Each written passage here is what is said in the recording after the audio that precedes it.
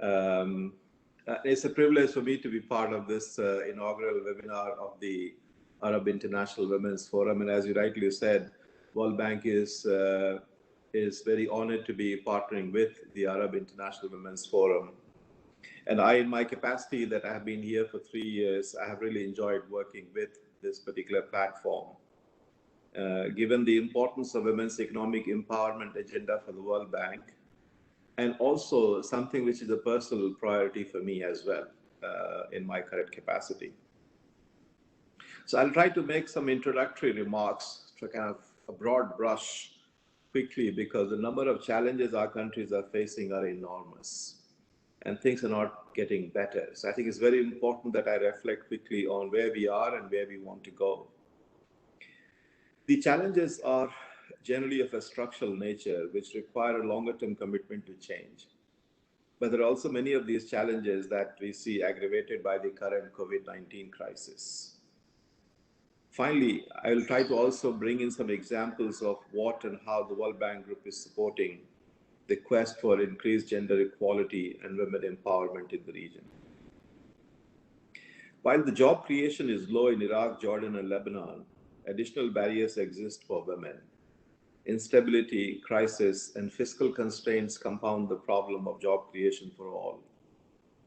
But women face additional barriers related to social norms, legal constraints, adequate childcare, and transportation means.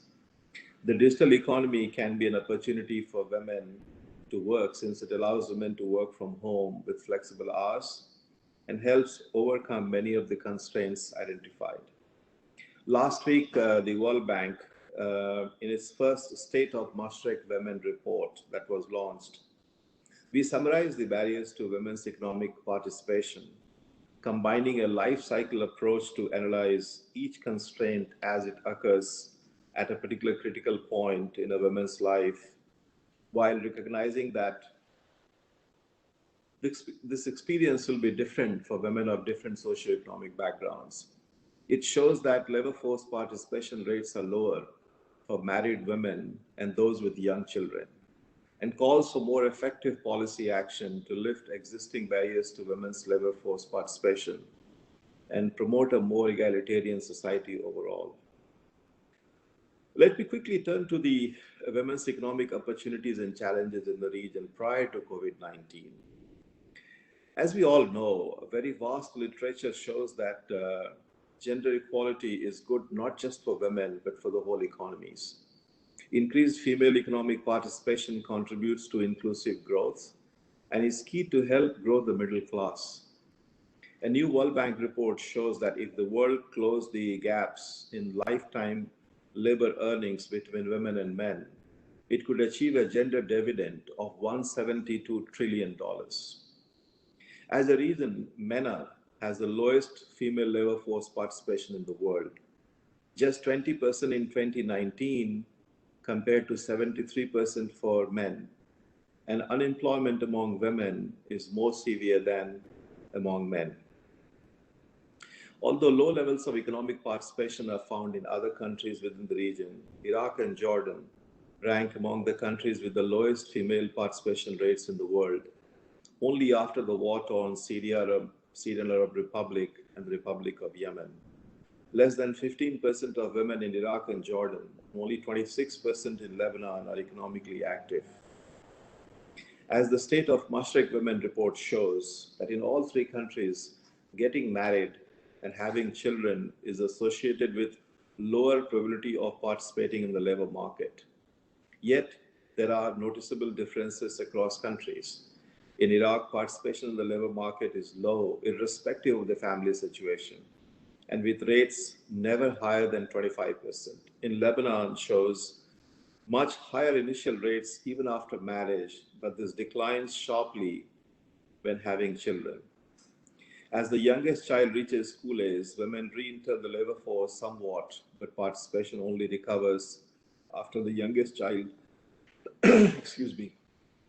leaves compulsory education. In Jordan, meanwhile, it is getting married which matters. Married women with no children have a 20 percentage point lower probability to participate in the labor market than unmarried women. and the rate remains relatively similar after having children. The specific constraints on women's economic opportunities in the Mashreq region, I want to spend a few minutes on this. The challenges that women face in the Mashreq region that we highlighted in our report, they could be essentially categorized among the following. First, an enabling non-discriminatory legal framework, accessible and affordable childcare, safe transport, and potential opportunities the digital economy will bring for women's economic management. World Bank's, essentially the program in the region, evolve around these pillars of our engagement, which we have also highlighted in the new report that was just published. While this will be the focus of my discussion today, we do recognize that there are other aspects that are important to address related to women's access to economic opportunities, such as entrepreneurship and access to finance, as well as restrictive social norms, the latter a factor to consider and address across policies and interventions. Women's voice and agency in all aspects of society, in decision-making spaces such as political leadership, is also key. The importance of protecting and supporting women survivors of gender-based violence cannot be stressed enough, especially in this region where the amount of refugees and IDPs is very high. I will quickly now turn to the COVID-19 situation in the region and how the World Bank is responding to the current crisis. The COVID-19 pandemic is adding to the difficulties faced by already strained economies. The pandemic highlights the importance of a response that focuses on the most vulnerable segments of the population and of building back economies that are inclusive. The COVID-19 already had a tremendous negative impact on jobs worldwide. The impact of COVID-19 on Mashreq countries has been significant, slowing progress made to date across the different dimensions of human capital, job creation, and compounding already existing disparities in the region and by gender.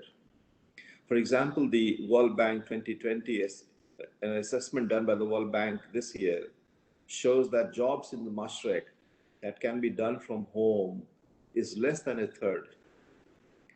We see that indirectly, women are carrying the heaviest burden of this pandemic. Around the world and in this region, majority of health workers are women, with close to 70% of women in the health sector. Disruption in maternal and reproductive health services may lead to increased maternal mortality and adolescent fertility. School closures and economic necessity can lead boys and girls to drop out of school. And in the MENA region, we need to keep an extra eye on the boys as they have worse learning outcomes than girls. According to UN Women, 1.7 million people in the Arab region could lose their jobs, including 700,000 women. Many women are in lower status positions and under-recognized, with limited protections that put them in greater risk during such a time as a pandemic. Where women are many times the first to lose their jobs or to have to give up their jobs to take on full-time care and household responsibilities with school closures. Female business owners may be more vulnerable, as a majority of them are in sectors most affected by crisis, such as services and tourism. And for the women who continue to work, most of them carry dual burdens, balancing work and home, and further limited voice and agency. Women are also at the increased risk of exposure to all forms of gender-based violence, including sexual exploitation and abuse, domestic violence, harassment, early and forced marriage, with limited ways to access protection and support. In my last part, I'll quickly mention the World Bank's ongoing support in the region, and I'll leave some of the details for questions and answer session. To support the developing countries prepare and respond to the COVID-19 crisis, the World Bank put together a strategic preparedness and response program. Over the next 15 months, the World Bank aims to provide $160 billion in financial support to the countries facing a pandemic crisis. Since the outbreak, the World Bank has been taking sequential approach to address the unprecedented crisis in the region and the world. After the initial broad support to strengthen the public health systems for response and preparedness, a next phase focuses on protecting the poor and vulnerable, to be followed by supporting businesses and bolstering economic recovery building. In the work to respond to the current COVID-19 crisis, the bank is focusing on the most vulnerable. In the Mashreq, the bank has allocated $40 million to the Lebanon Health Resilience Project, particularly on COVID-19 response, about $34 million in Iraq, and $20 million. These are new financing for emergency response from COVID-19 in the health sector. These interventions essentially support disease surveillance and improving public health interventions, including procurement of life-saving equipment. We recognize that it is critical that we provide immediate relief to families and to women, more specifically the gaps mentioned, but we must do this without losing sight of the bigger picture.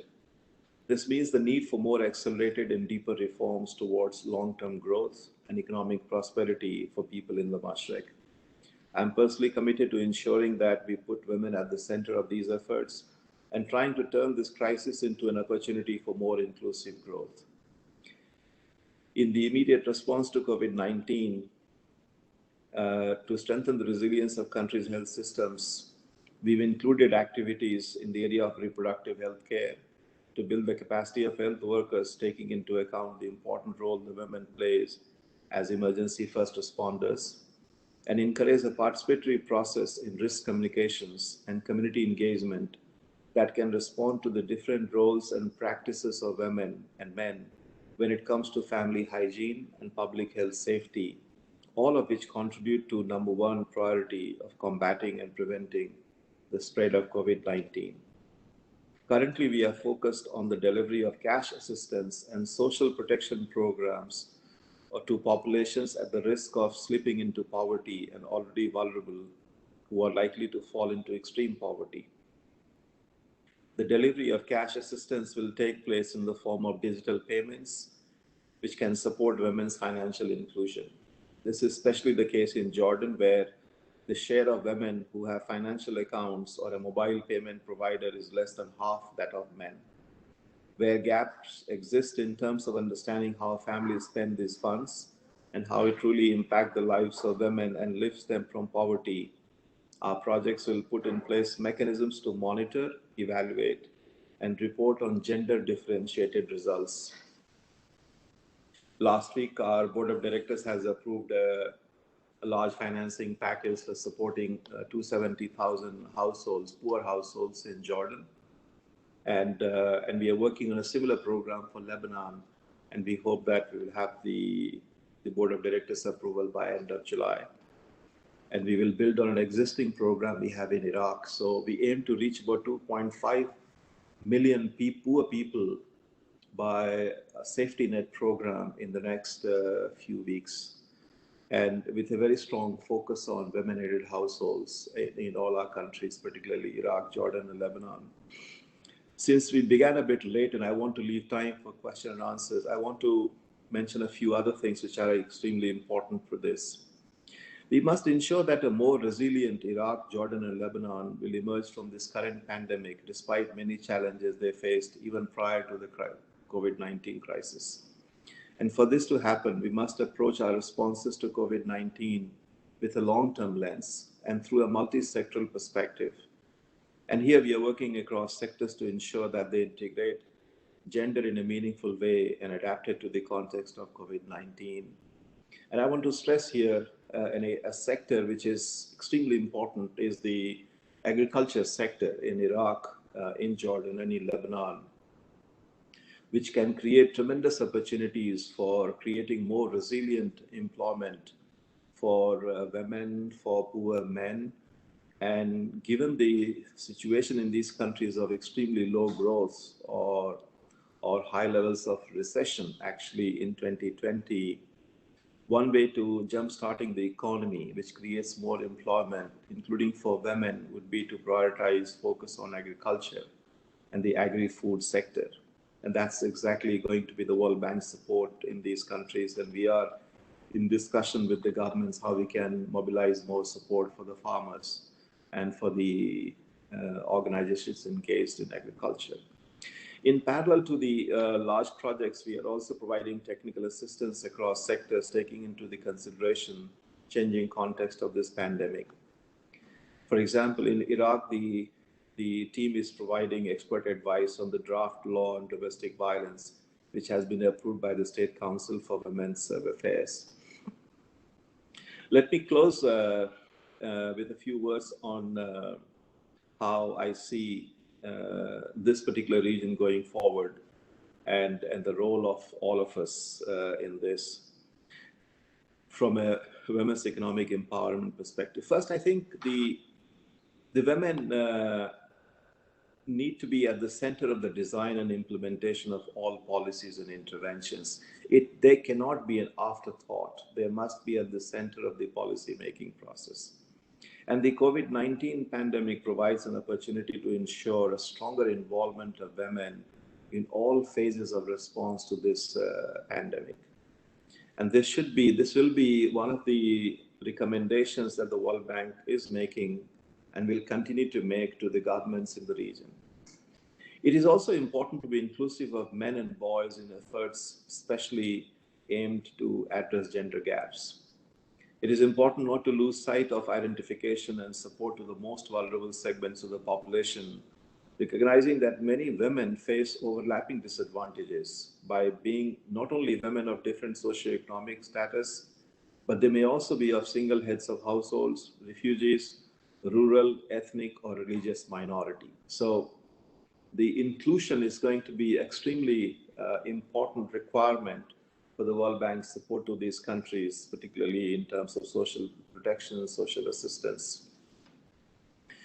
Importance of working together to support to leverage our collective efforts and maximizing results for women, to enable women to take full part in the society at the social, economic, political level.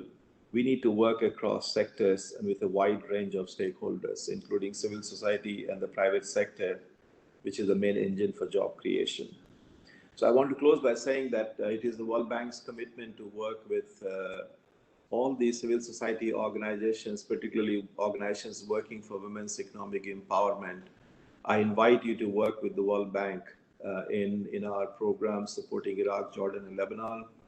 Last year, we established the Mashreq Gender Facility, which provides just-in-time technical assistance to the governments to really accelerate women's economic empowerment programs in our group of countries. And I really want to commend the efforts of Arab International Women's Forum in taking these issues forward, which are very important for women. And please count on the World Bank's continued engagement and support in the region. So with that,